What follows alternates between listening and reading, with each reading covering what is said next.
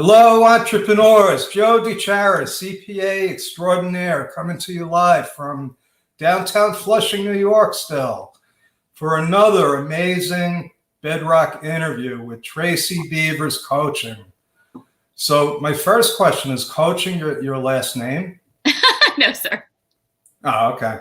Because I put you down as Tracy Beavers. So. Yes, sir. That's my name. And then I think my assistant, you had a different name. It was like Tracy something Beavers. Probably Tracy Lane Beavers. Okay. Yeah. Okay. I just wanted to make sure I wasn't saying things. No, you're great. So, okay. Thank you. We barely know each other. Thank you for having me. I'm excited to be here. Okay, good. I'm glad. So all I know about you is what I got in my calendar, to be honest with you. I try to be transparent. And when I saw that you're like a networking cash flow specialist, because to me, it's all about networking. Yes. In today's world, I'm going to talk for you. Okay. But I believe in today's world, you can't do marketing without networking. Correct. Okay. So why don't you take it away? Who are you and why are you here? Yeah. So I'm Tracy Beavers and I'm founder of Tracy Beavers Coaching. I'm a business and sales coach, and primarily my focus is on sales and effective networking, and kind of getting people comfortable and confident that the things that they're doing in their business every day are actually going to move the needle toward their income and their goals. Sometimes we run straight headlong into a business. We're really excited about it, and we get in the middle of it. It's kind of like getting in the middle of the deep end of the pool, and then you're like, okay. I love that. Yeah. And not only the deep end, but there's alligators and sharks in there. And waves, and for sure. And people throwing stuff at you because, haters, there's people that question your sanity when you're a business owner. But so being a business owner is hard enough. And I come alongside my clients to untangle the pieces of their business that are not working, get them all lined out, and get them back on track. And so each of them are different. But my focus for most of the content that I produce is around sales and networking, because that's the heart of a business. And a lot of people are uncomfortable with sales. When I say the word sales, most people make a face. Yeah, well, I want to ask you a question about that. Sure. What's the difference between marketing and sales? So marketing is, in my opinion, sending out messages. It's just sending, it's coming at you. Sales, and again, in my opinion, is building that relationship with that person. There's a give and a take, an ebb and a flow. It's not just one-sided, it's two-sided. And that's where the networking piece comes in. Again, networking is all about building relationships. So sales, being effective in sales and networking go hand in hand. The marketing, in my opinion, is just throwing messages out and marketing to people with push strategies rather than using pull strategies and a give and take in a relationship. It's funny how things have evolved. I agree with you. The way it is today, you got to be out there. You got to be, messaging is important. Mm-hmm. It's hard to give the right message if you haven't figured out what it is you're selling. I mean, there's so many layers to it. But getting back to, I want to ask you, because I've started networking groups. I've been in networking groups. I don't think I ever really got the concept until recently, where, for some reason, there was a disconnect between the networking and the sales. I thought it was like I just meet enough people and then they're going to refer people to me. No. Right. No.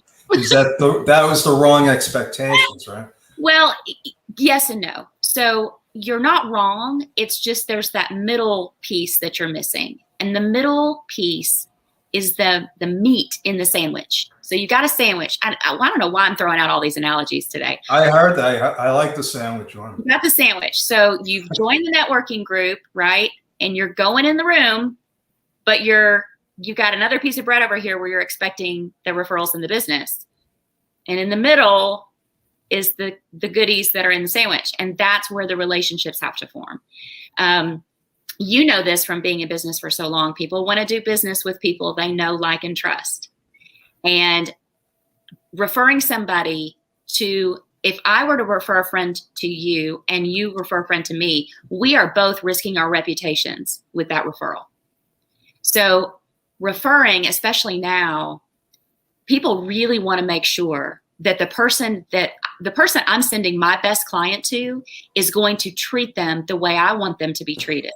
And it's going to make me look good in the process. So my client's going to come back and go, thank you for sending me to Joe. He was amazing. Otherwise, I'm putting my reputation at risk. And I've got to make sure, you kind of have to prove to me that you're somebody worth risking my reputation for. And that's where the networking and the relationships comes in. When my clients go to networking events, and that's all they do is go to the event, they collect a whole bunch of business cards, kiss a whole lot of babies, shake a lot of hands, and then they go home. That's a waste of time. They've got to get to know people. I would almost rather they go in and meet 1 or 2, 3 people, have an actual conversation, exchange information, and ask how they can be of service to that other person. Because if we are a giver first, then people are going to, it's going to establish that relationship, that know, like, and trust, and they're going to want to do business with us. So is that a BNI term? Because I've heard givers give, right? Yes. Givers get, givers get. Yeah, that's a BNI term, business networking international. Yep. And it's funny because I keep hearing that term. And I'm looking at my clients, I'm like, he's a taker. It's really hard to do business with because they're always looking for something. Yeah. But I have some longtime clients that, I'd say over 80% of my business comes from referrals. That's wonderful. Yeah, it is. So that's where everybody wants to get in business. Is just, where you don't have to make any cold calls. You don't have to go to the networking events. You've got this great system. So since COVID, I think I've met like hundreds of people that I wouldn't have met. I'm sure that happened to a lot of people. And the more I'm out there, the more I'm going to, and they're not necessarily networking meetings. They might be small mastermind groups, or somebody's putting on a presentation, and you keep seeing the same people, and that's how I feel like I've been establishing relationships. So I want to get back to all those cards thing, okay? Because I just did I'm going on all these meetings and I connect with a lot of people. And so I started downloading the chat because, everybody puts their info in. Right. So I had my VA, I said, I thought I was brilliant because I said, put all of these contacts in a spreadsheet and one by one, I'll get back to them. I think I got back to 3 of them so far. So the whole card thing, so what's the strategy then? If you're in one of these groups, there might be 20 or 25 people, even 15. So what's my approach so that doesn't happen? So the tool that I use to keep me on track and doing the work is I just use a CRM system. And there's paid versions, there's free versions online. Your Excel spreadsheet is actually a CRM system. You're just not using it. Sorry, Joe. No, you're right. Yeah. I mean, it doesn't matter if it's a shoebox with index cards or you have the business cards stacked on your desk and you're going through them. It really doesn't matter. What matters is what you do with those cards. So those are people that you have connected with and you've established the basis of a relationship with. And so what I do when I get home from a networking event is I go back through and I ask myself, okay, what conversations did I have that were impactful?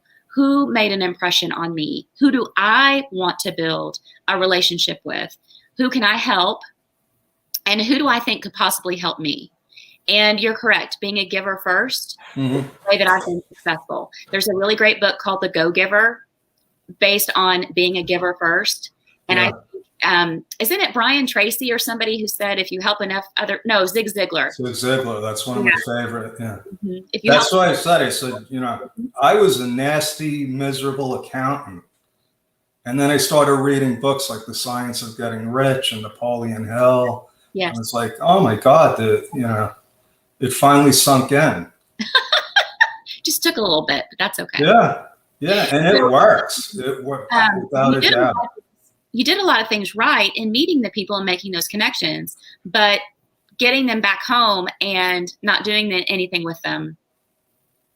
So the CRM system. So I have a program called Cartrap, and we started setting up systems. Mm-hmm. So you might have gotten, like, we have this podcast system. Mm-hmm. So you probably got a couple of emails. So I should have the same sort of thing then, right? Or should it be personalized? So I'm not familiar with Kartra.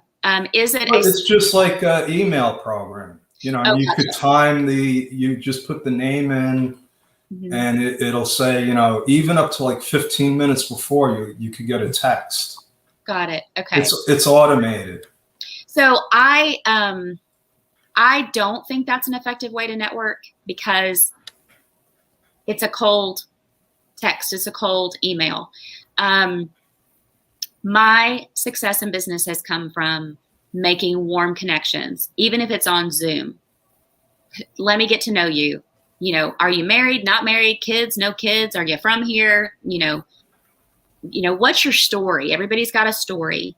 And then you establish those connections, and you find the common ground. And then I figure out how I can help them, or how they're going to fit into my network, because each person I meet is going to fit in at a different spot. Some people are going to be wonderful potential clients for me for coaching. Other people are going to be potential great referral sources for me, and also myself for them. And then other people are going to be just really great supporters and connectors.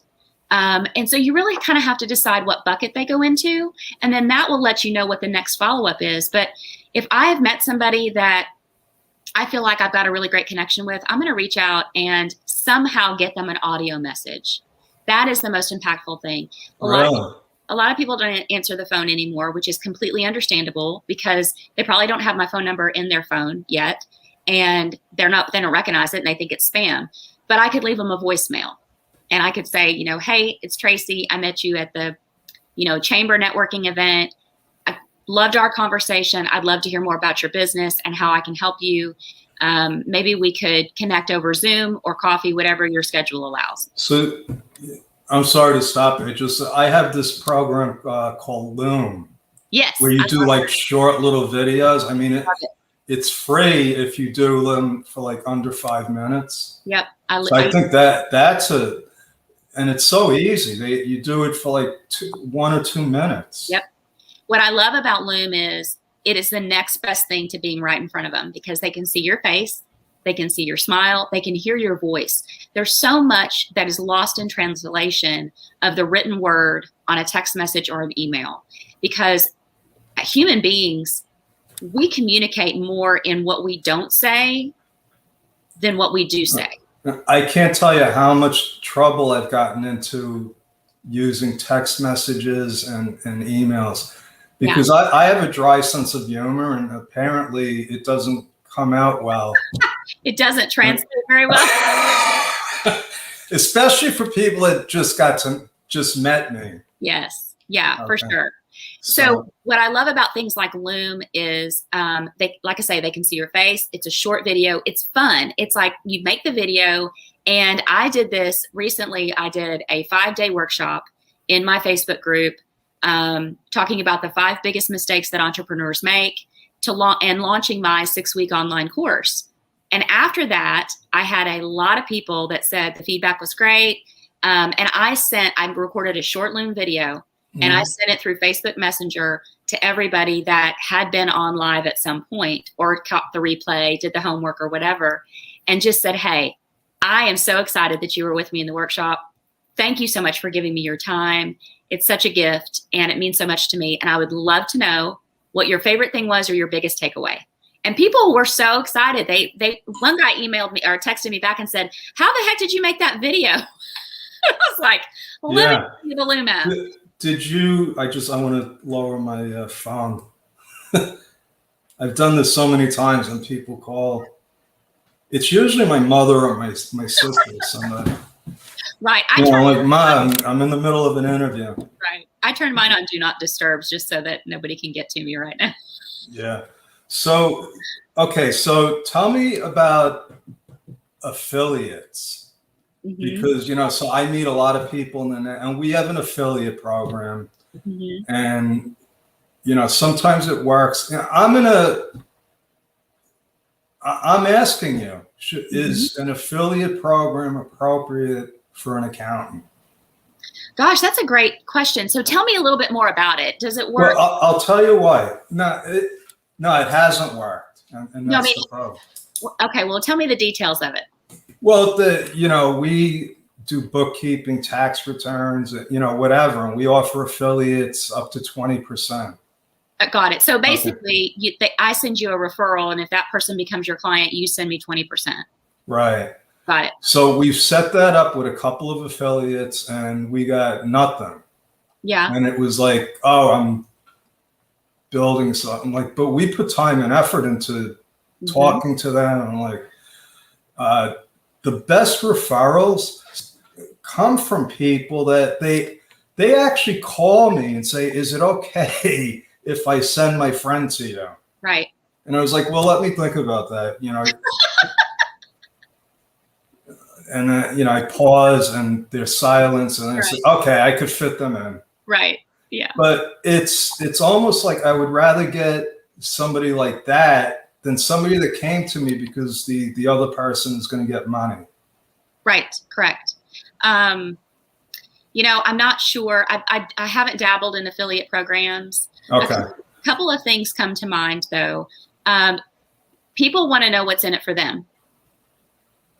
And if it's not converting, then there's a disconnect there somewhere, and you'd have to test it to see what the disconnect is. It could be that they don't know how to have the conversation. Not everybody is like me and can talk to a brick wall and be a good affiliate. It's just not going to happen. The other side of it is I have clients that came on board and they said, listen, if, we have an affiliate program, you should take advantage of it. Yeah.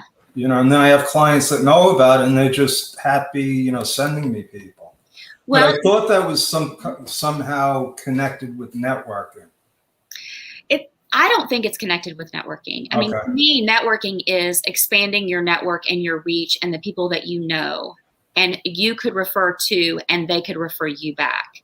An affiliate program is more transactional, in my opinion, because affiliate programs actually came from the retail space first. Amazon affiliate program, there's one. Oh, okay. And kind of an affiliate program, if there's certain brands of shoes that I could get a $10 off code and share it with my friends and, get a discount or whatever. So I haven't heard it used a lot for CPAs. The one thing I do find in the money space when it comes to CPAs, financial advisors, even life insurance and estate and trust attorneys, those are very hard subjects for people to talk about. Nobody wants to talk about their money. They don't want to talk about how disorganized they are. They don't want to talk about how they haven't reconciled their QuickBooks in 5 years.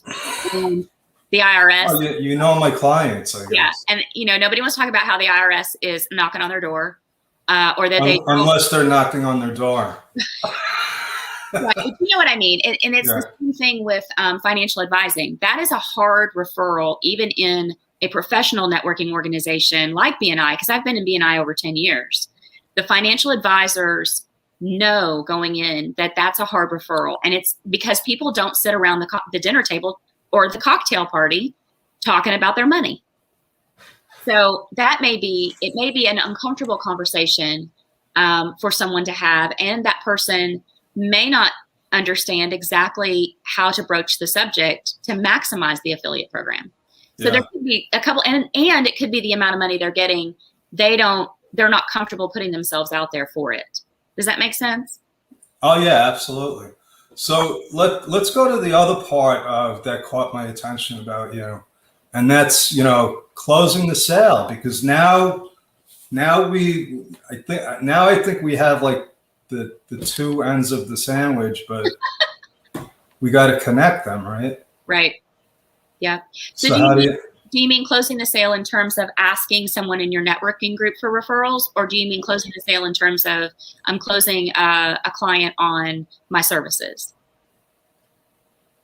I want to convert that relationship into some kind of cash or barter, or otherwise, and that's not true. I have friends that for a long time, and we never have done business. They've never referred anybody to me, but I've gotten a lot out of the relationship, if that makes sense. It does.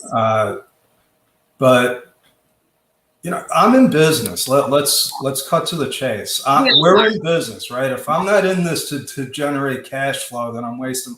I could go to parties and make friends. Exactly. You could go to the beach and make friends. That would be way more. Yeah. Yeah, and I do that sometimes. But when I'm networking, and it's not just, I want to meet good people. I want to meet like-minded people that will support me and I could support them. Right. But there's got to be some monetization at the end, right? Correct. And what I have found is the more I help other people, the more they are willing to help me. It does come back to me. It's not always immediate. But first of all, I've got to make sure that that person is comfortable with me. They know me. They know that I will take good care of their client, and they know what I do. Because a confused client or customer will not purchase. A confused referral partner can't refer you. So you have to make sure what you do is a lot more straightforward than what I do as a coach. People don't understand coaching quite yet, I don't think. And in all practicality, the coaching industry right now is like the wild, wild west. I mean, everybody's a coach. They're all, you can't nail down exactly what they do. But with a CPA, you can say very concretely, I do taxes, I do bookkeeping, I do. Well, that's true, and it's not true. Because I have a specific niche. Okay. And like, I don't do audits. I don't do brick and mortar. A lot of I'm remote, and some people want to sit in front of an accountant and have them hold their hands. Yeah. There's people that handle like trucking. I don't handle big corporations anymore. Right. Right. So those things are important so that your referral partner knows, okay, Joe is virtual. He does a lot of service-based businesses. Trucking is no good for him. Audits are no good for him. And so once your referral partner knows who you're looking for, who's your person, we have to communicate very clearly in our delivery, who is our person, who's our ideal client. We can't just say, oh, I market to everybody with money. No. Anyone that drinks water. Right. No. Anybody with a brain. No, it's not going to work. So we have to be specific. And so once you're specific with that referral partner, then it becomes a matter of making sure that they know that you're a good person, you're going to take care of their referral, and asking for the business. I think my comfort level and the success that I've had is being a giver first, making the connection, putting their needs before mine. How can I help you? And they will reciprocate. Now, if I come across somebody who isn't, I'll just ask them, hey, here's a few people I'm trying to get in touch with. Do you happen to know any, like, let's say they're a painter.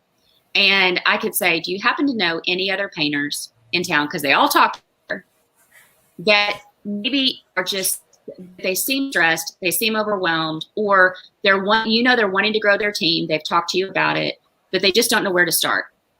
That would be a great referral for me. Who do you know that you could introduce me to?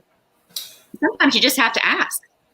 You know what? I tell people, and we do practice it. We send out cards, and even in my email, I say, the best compliment is a referral. Right. So, that is good. I had a really good question for you, but I was so interested in what you were saying now I forgot what it was. But here it is. Isn't that it starts with your messaging, right? So we've been working on this for a long time, and it's like torture because you got to keep drilling down. You're like, oh, wait a second. Now we don't want that kind of client. So let's not put that message out there. Right. Yes. So would you, do you do any of that? You must look at what their messaging is, right? Absolutely. This is what I wanted to tell you about your messaging. As soon as I saw your picture, I got exactly what you do. Oh, good.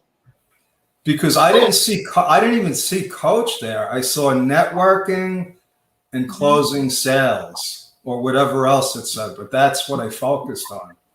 Cool. Yeah. So we're trying to focus on people that are new in business and have absolutely no idea what they're doing, and they're humble enough to admit it. So that person doesn't want to talk about their numbers. That person doesn't want to talk about profit and loss. And so good messaging might be, does the profit and loss make your brain shut off? If it does, I can help you.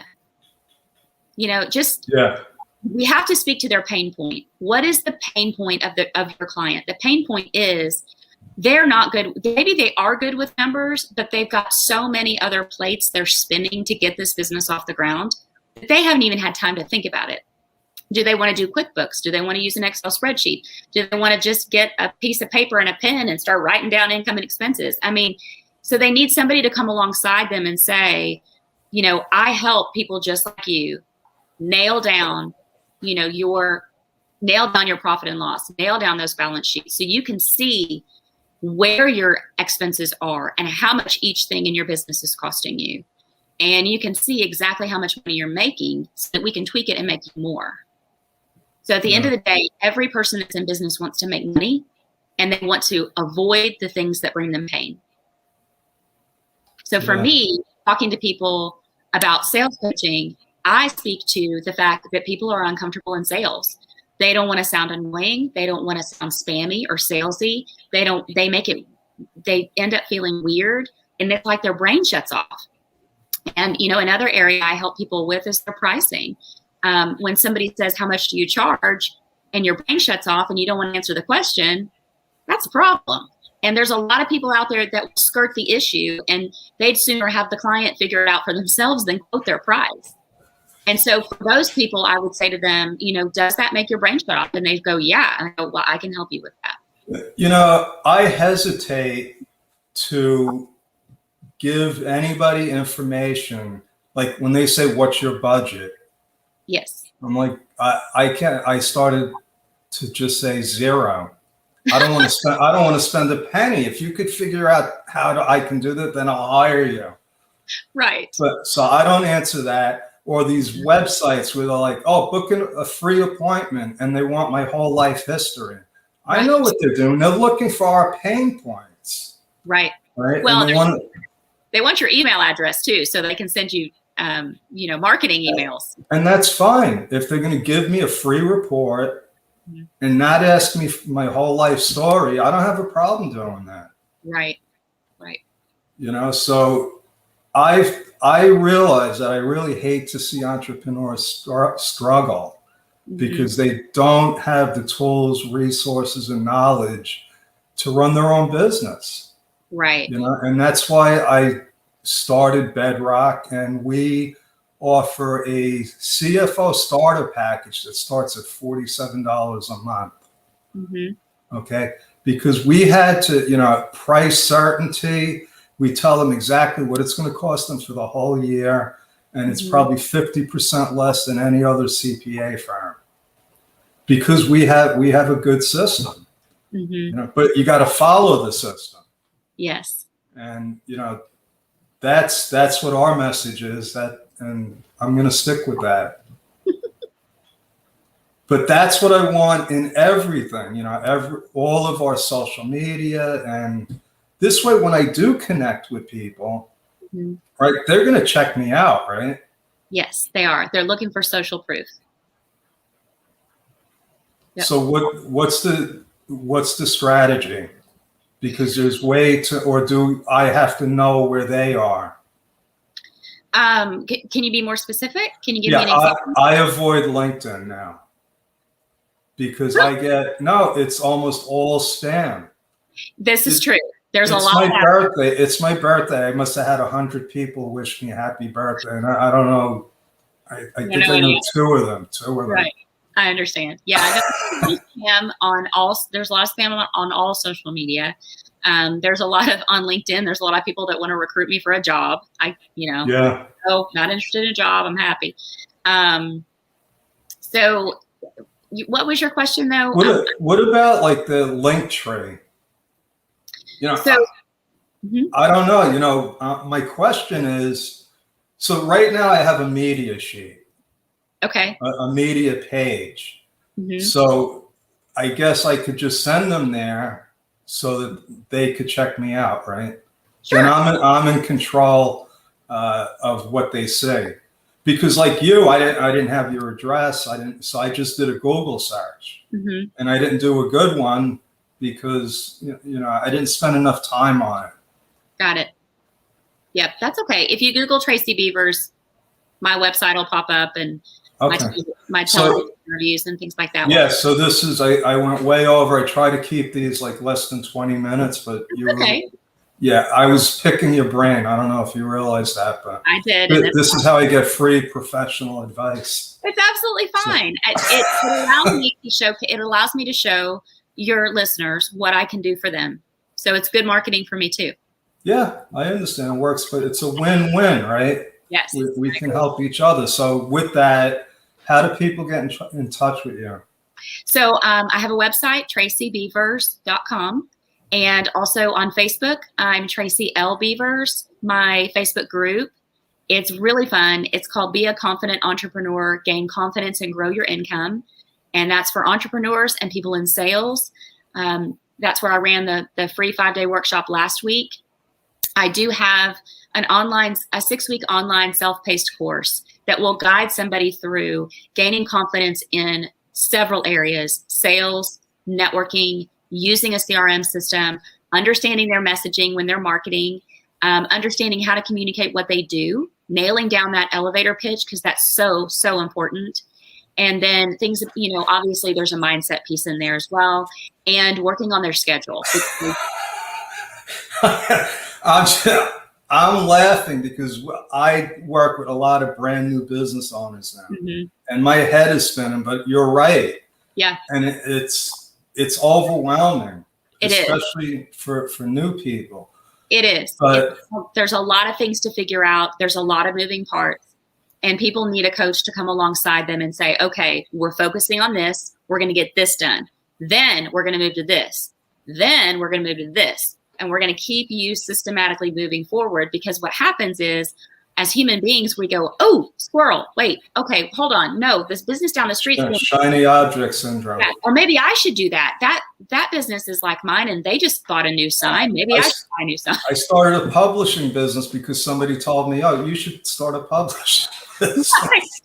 It didn't work out too well. Right. But somebody, in social media, when they put a question and they say, what would you, if you were 18 again, what do you wish you would have known?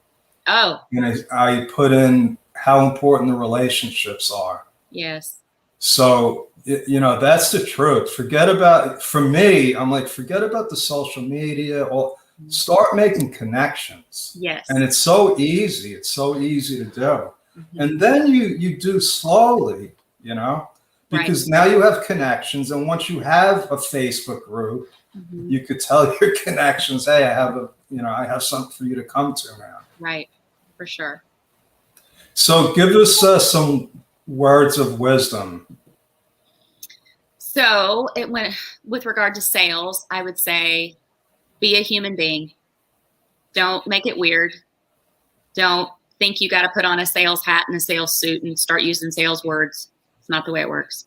Networking is the same way. Be a human being, be you.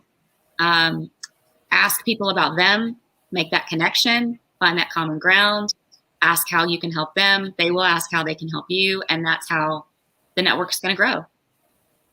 But if we avoid those things and we don't want to talk about them because they're uncomfortable, then our businesses aren't going to grow. Absolutely.